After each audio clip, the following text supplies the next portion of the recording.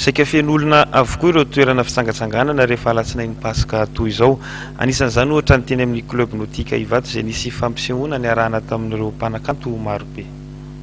Tanora maro no nirodorodo eny amin'ny club nautique Ivato androany hijery ireo mpihira kalaza.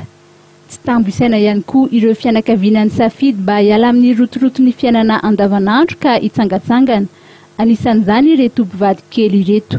Mba mialala voly fotsiny zaho efa reraky le fiaina andavanandro dia mba mialala voly aloha.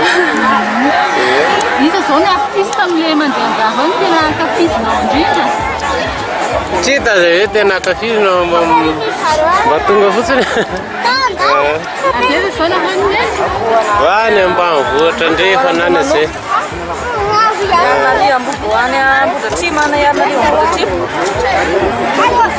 Nandeha bisikileta? Pina reo mieritreritra ny ala ty?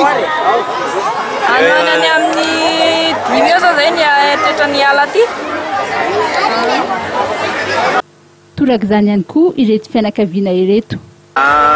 Tena marina zany mba hoe mba miala voly miaraka amin'ny vady aman-dranaka. Hoe fety miandry mamanokana andro ray kely ohatr'izay.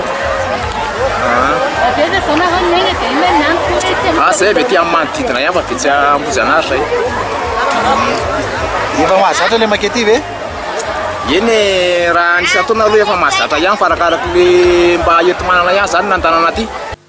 Ny an'ny nandranana kely dia ijeran'ny Stéphanie izay mpihira ankafiziny no tena nampazoto azy ho ety amin'ny club nautique Ivato. Stéphanie, Tasmène, Deodiay. Ina ny raha indray amreo aingana? Stéphanie. Tsy vahola. Ahoana zany tsy vahola zany mba hira kely hoe? Misy any sasan'olo mpivady resindra mifamaly tsy mivola fa tsy sarake tsy mahay mifamelana mifandam ataon'olo fadary Mana Maria farany sarake. Entina ny fisavana sy ny fanamariana ny tapakila teto amin'ny club nautique Ivato izay nahasarika olona maro tokoa.